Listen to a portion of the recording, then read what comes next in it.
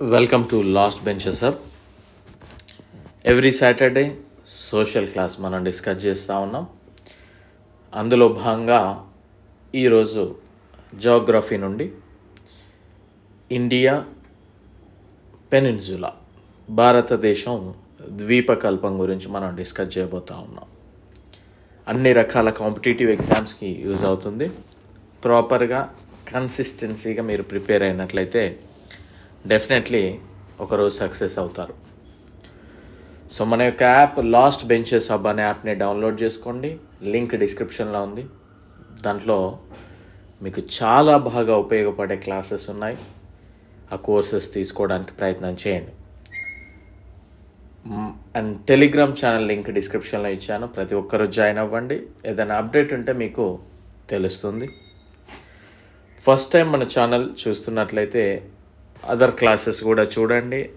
నచ్చితే సబ్స్క్రైబ్ చేసి bell icon click చేసి ఫాలో అవ్వడానికి ప్రయత్నం చేయండి.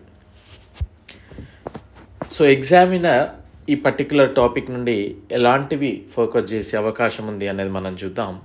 అవర్ కంట్రీ ఇండియా, మన దేశం భారతదేశం అనేది ఒక ద్వీపకల్పము. పెనిన్సులా అంటారని ఇంగ్లీష్లో. కొన్ని చిన్న చిన్న ఇంగ్లీష్ వర్డ్స్ కూడా నేర్చుకోండి అప్పుడప్పుడు. భారతదేశము ఒక ద్వీపకల్పము. ద్వీపకల్పము అంటే ఏంటి? మూడు వైపులా నీరుంటుంది. మనకు చూసినట్లయితే ఒక సైడ్ బే ఆఫ్ బెంగాల్, ఇంకో సైడ్ అరేబియా, డౌన్ వచ్చేసి హిందూ మహాసముద్రం. సో మనకి మూడు వైపులా కూడా నీరే ఉంది కనుక భారతదేశం అనేది ఒక ద్వీపకల్పం.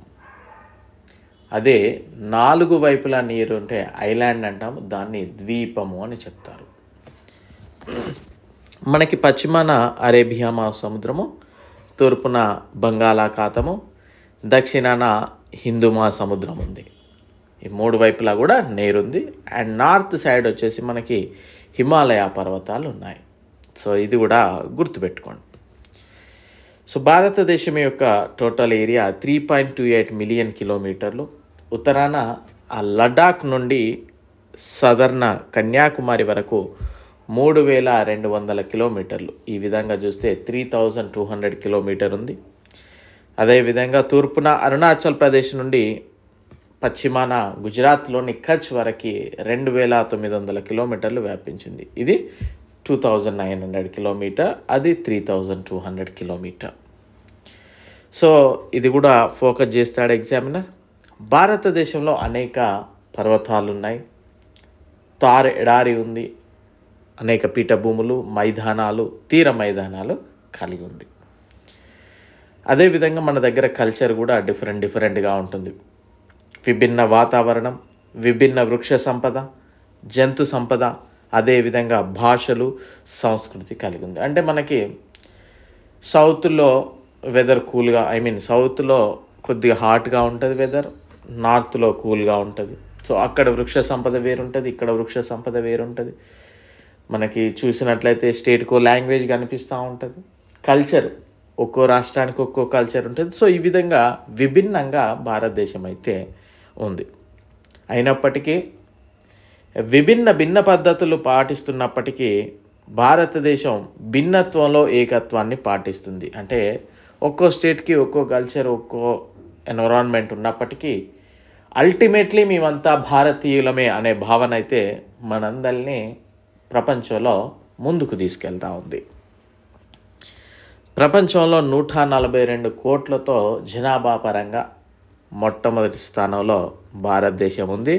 ఆ తర్వాతి స్థానంలో మనకి చైనా ఉంది.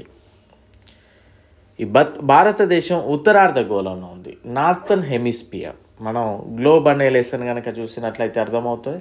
ఉత్తరార్ధగోళంలో ఉంది. భారతదేశం గుండా 23.5 డిగ్రీల ఉత్తర అక్షాంశము కర్కట రేఖ వెళ్తుంది. అంటే మనకి ఈక్వేటర్ పోదు, భూమధ్య రేఖ పోదు. మనకి నార్థన్ హెమిస్పియర్లో ఉంది కనుక 23.5 డిగ్రీల ఉత్తర అక్షాంశము, అదే కర్కట రేఖ వెళ్తూ ఉంది. భారతదేశం కనుక చూసినట్లయితే 8 డిగ్రీ 4 సెకండ్స్, 37 డిగ్రీ 6 సెకండ్స్ ఉత్తర అక్షాంశాల మధ్య ఉంది. ఇది ఎగ్జామినర్ ఫోకస్ చేస్తాడండి. అదేవిధంగా 68°7 90°27 తూర్పు రేఖాంశాల మధ్య ఉంది. ఈ లాటిట్యూడ్ లాంగిట్యూడ్స్ అడుగుతూ ఉంటాడు ఎగ్జామినర్. 8°4 to 37°6 and 68°7 to 97°25 తూర్పు రేఖాంశాల మధ్య భారతదేశం ఉండడం జరిగింది. సో ఎగ్జామినర్ ఫోకస్ చేస్తాడు. వివిధ పెద్ద దేశాలలో వివిధ కాలగమనాలను గమనిస్తాం. మనం యుఎస్ఏ కనుక చూసినట్లయితే వాషింగ్టన్ డీసీలో ఒకటి, ఇంకో చివరి కంట్రీ అందులోనే ఆ యుఎస్ఏలో ఇంకో లాస్ట్ ప్లేస్లో కొద్దిగా వ్యారీ చేస్తూ ఉంటారు. టైం అనేది 1 hour 1.5 hour ఉంటుంది. చేంజెస్ కోర్స్ చేంజెస్ ఉంటాయి ఎక్కడైనా కూడా. బట్ మనం మాత్రం 82.5° తూర్పు రేఖాంశాన్ని భారత కాలగమనంగా మనం గుర్తించడం జరిగింది. అంటే భారతదేశం అంతా కూడా ఒకటే టైంగా. ఇప్పుడు అరుణాచల్ ప్రదేశ్లో కనుక చూసినట్లయితే, అదేవిధంగా గుజరాత్లో చూసినట్లయితే సేమ్ టైమే మనం చెప్తాం ఫోన్ చేస్తే. బట్ యాక్చువల్గా డిఫరెన్స్ అనేది ఉంటుంది. ఎందుకంటే మనం టైంని లాంగిట్యూడ్స్ రేఖాంశాల ఆధారంగా నిర్ణయించడం జరుగుతుంది. ఇది గమనించాలి. సూర్యుడు తూర్పున అరుణాచల్ ప్రదేశ్లో అదేవిధంగా గుజరాత్లో కంటే 2 గంటల ముందుగా సూర్యుడు ఉదయించడం జరుగుతుంది. చూసారా, అరుణాచల్ ప్రదేశ్లో గుజరాత్ కంటే 2 hours ముందే సూర్యుడు ఉదయిస్తాడు. అంటే గుజరాత్లో 6కి సూర్యుడు ఉదయిస్తే అరుణాచల్ ప్రదేశ్కు 4కే ఉదయించాలి. బట్ మనం భారతదేశం అంతా ఒకటే కాలగమనం పాటిస్తూ ఉన్నాం. అది 82.5° తూర్పు రేఖాంశాన్ని మనం పరిగణలోకి తీసుకోవడం జరిగింది. ఎగ్జామినర్ ఫోకస్ చేస్తాడండి ఇది. సో భారతదేశానికి సరిహద్దులుగా బౌండరీస్గా చూసినట్లయితే 7 దేశాలు ఉన్నాయి. అవి Pakistan, Afghanistan, China, Nepal, Bhutan, Bangladesh, Myanmar. Focus చేయండి ఇది కూడా. అదేవిధంగా మనకి వాటర్ బాడీస్ కూడా జల సరిహద్దుగా ఉన్నాయి. పశ్చిమాన అరేబియా సముద్రం, దక్షిణాన హిందూ మహాసముద్రం, తూర్పున బంగాళాఖాతం ఉన్నాయి.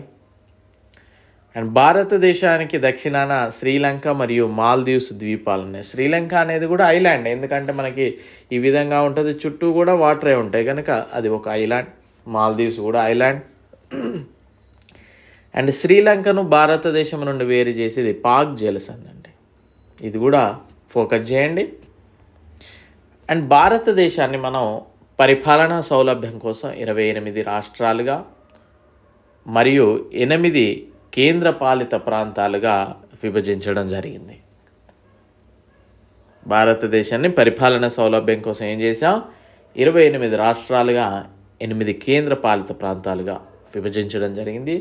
జాతీయ రాజధానిగా మనం ఢిల్లీని గుర్తించడం జరిగింది. సో భారతదేశంను భౌతికంగా కొన్ని రకాలుగా విభజించాం. అది పర్వతాలు, పీఠభూములు, మైదానాలు, సముద్ర తీర ప్రాంతాలు, ద్వీపాలు. అండ్ అదేవిధంగా భారతదేశానికి ఉత్తరాన మంచుతో కప్పబడిన హిమాలయాలు ఉన్నాయి. ఇది కూడా ఫోకస్ చేయండి. ఈ హిమాలయాలని మళ్ళీ 3 విభాగాలుగా విభజించాము. ఉత్తరాన అంటే పైన టాప్ లేయర్లో మనం చూసినట్లయితే గ్రేట్ హిమాలయ అంటాం. వీటిని హిమాద్రి అని పిలుస్తారు. ప్రపంచంలో ఎత్తైన పర్వత శ్రేణి ఎవరెస్ట్ ఏదైతే ఉందో ఇది ఇక్కడే ఉంది. రెండవది మిడిల్ హిమాలయ, అంటే మిడ్లో, అది హిమాచల్ అంటాం. ఇది హిమాద్రికి దక్షిణాన, అంటే దాని కింద కదా, ఆ విధంగా.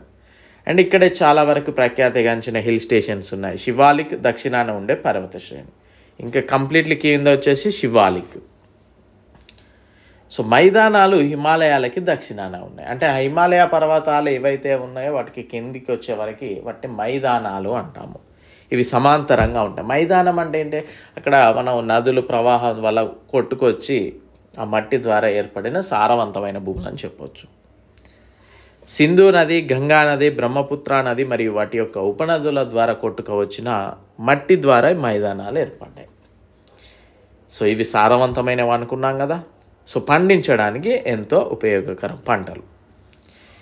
ఈ కారణంగానే మైదానాలలో ఎక్కువ జనాభా ఉండడానికి, ఎందుకంటే అక్కడ పంటలు ఎక్కువగా పండినప్పుడు ఆబ్వియస్లీ ఎవరికైనా ఇంట్రెస్ట్ ఉంటుంది, సంపాదించుకోవచ్చు మంచిగా వ్యవసాయం చేసుకొని.